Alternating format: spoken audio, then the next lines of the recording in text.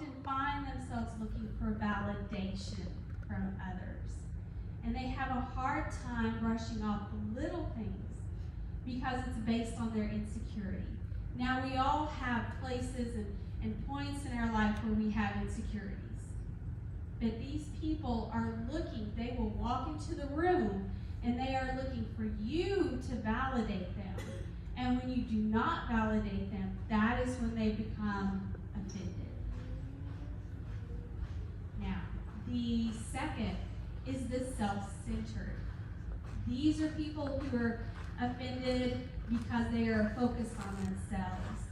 Everything in an offended person's world is interpreted through their own lens, no matter how off base it is, no matter how it is not even close to being reality, okay?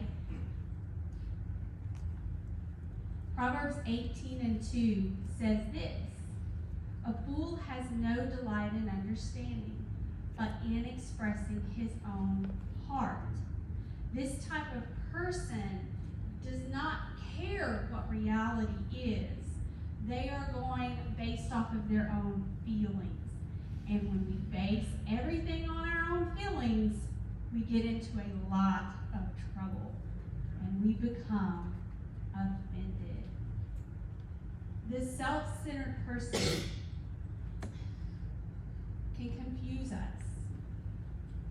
They confuse us because when it's good, our relationship is very, very good.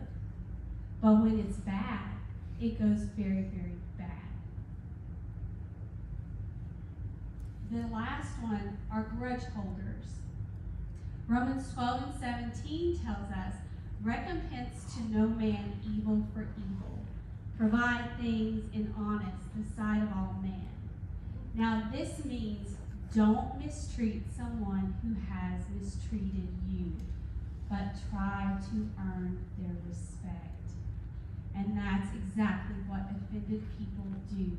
They look to get back at the person that hurt them. They deal with denial. All of this comes down to one word, and it's one word that makes every one of us uncomfortable, and that word is pride. Pride will always keep us from dealing with the truth. If I don't think I'm wrong, I will never change. I will never change. Pride causes you to see yourself as a victim. Your attitude becomes, I was mistreated, I was misjudged, therefore I am justified. I have said that to myself. With offense, you believe you are innocent and falsely accused, so you hold back your forgiveness. This speaks of the condition of your heart. And your true heart condition is hidden from you, but your true heart condition is never hidden from God. Amen.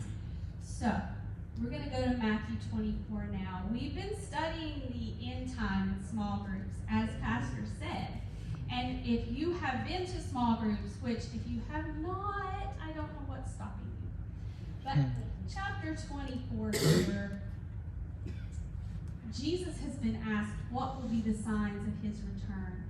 And one of the things he responded with is 24:10. And then shall many be offended, and shall betray one another, and shall hate one another. And many false prophets shall rise and deceive many. And because iniquity shall abound, the love of many shall wax cold. But he that shall endure unto the end, the same shall be saved. Now, before I go on, I just feel like I need to stop and say, remember, offense sneaks up on us. Offense is a bait. Offense is a trap.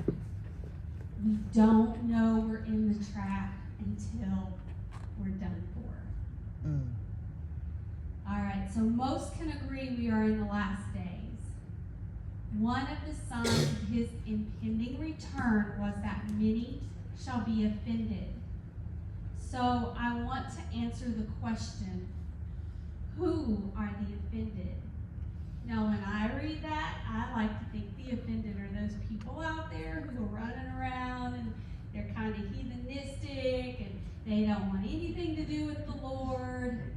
that's who I think the unoffended are.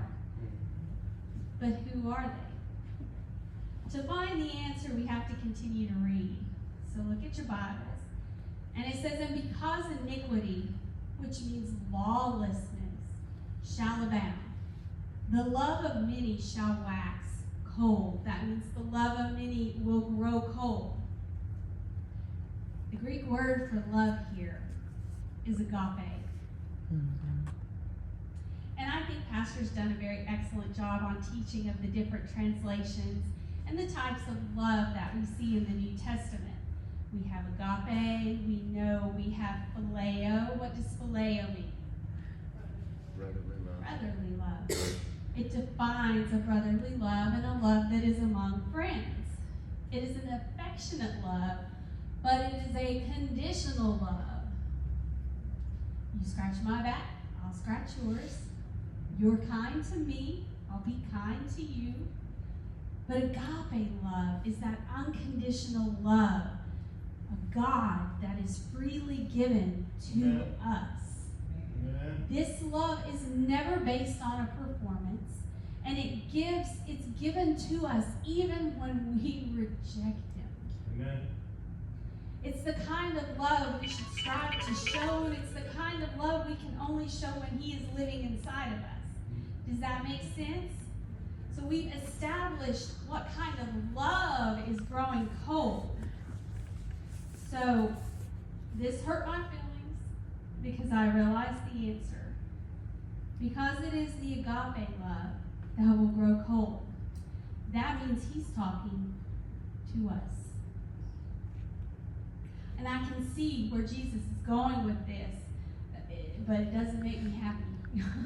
He's saying that love that He's placed in us, that we are to show to others, will be what grows cold. Now, to this day, I'm pretty sure, has anybody in here's breathing ever offended someone? Yes. Matt thinks that his breathing sometimes offends me.